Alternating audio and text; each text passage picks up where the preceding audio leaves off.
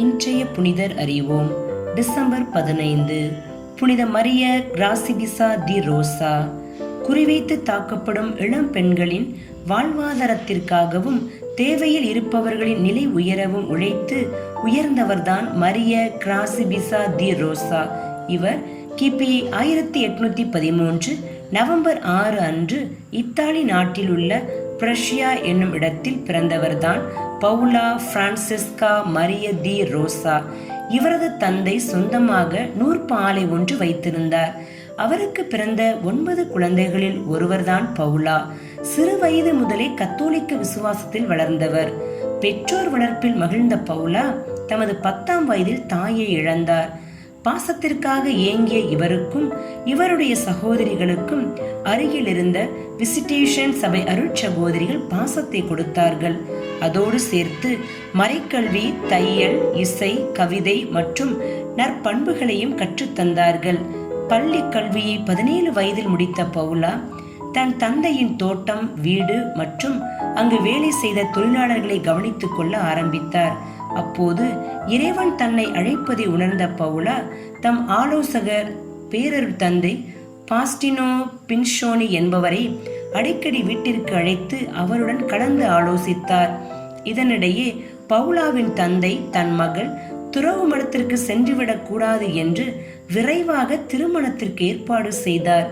ஆனால் பவுலாவின் தந்தையிடம் தொடர்ந்து பேசிய ஆன்மகுரு அவரின் மனதை மாற்றி திருமண ஏற்பாடுகளை நிறுத்தச் செய்தார்.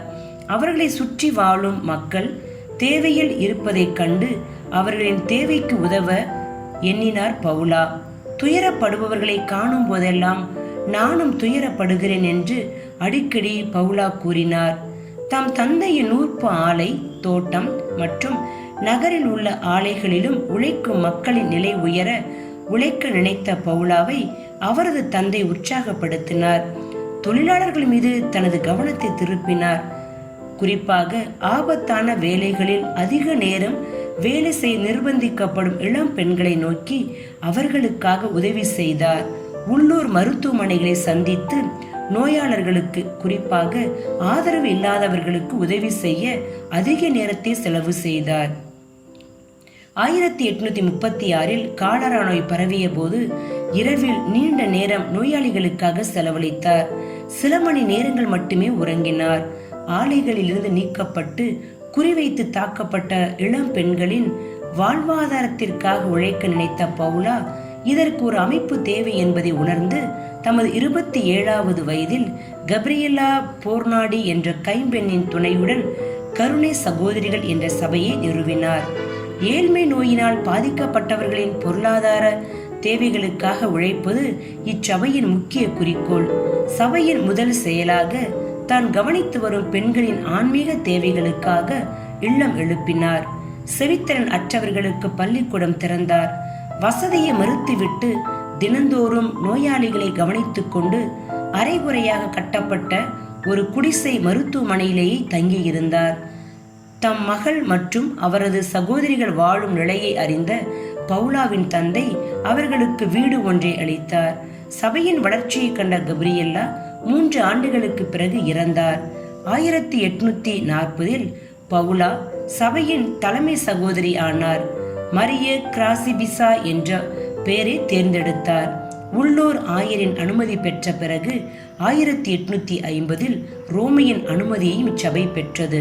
ரஷ்யாவில் 1852 ஆண்டு உள்நாட்டு போர் ஏற்பட்டது. அப்பொழுது போரில் இரு பகுதிகளிலும் போரிட காயமுற்ற வீரர்களை ஒவ்வொருவருக்கும் மிகுந்த பொறுமையோடும் தாழ்மையோடும் குண்டு மழைக்கு மத்தியில் மெழுகுதிரிகளின் உதவியோடு மருத்துவ உதவிகளை செய்தார்.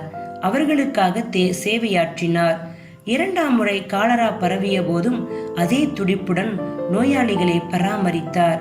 தவறு செய்வதை தடுக்க அல்லது சிறிதளவேனும் நல்லது நடப்பதற்காக உதவிகள் செய்ய கிடைக்கும் வாய்ப்புகளை நான் தவற விட்டிருந்தேன் என்றால் என்னால் அமைதியான மனதுடன் தூங்க செல்ல முடியாது என்று கூறிய பவுலா பணியின் பழுவினால் நோயுற்றார். மருத்துவமனையில் சேர்க்கப்பட்ட இவர் தமது 42வது வயதில் 1855 டிசம்பர் 15 அன்று இறந்தார். 1940 மே 26 அன்று அருளாளராக அறிவித்த திருத்தந்தை 12ஆம் பத்திநாதர் 1954 ஜூன் 12 அன்று புனிதராக உயர்த்தினார். புனிதரிடமிருந்து கற்போம். நன்மைகள் செய்ய வாய்ப்புள்ள போது அதை பயன்படுத்துவோம்.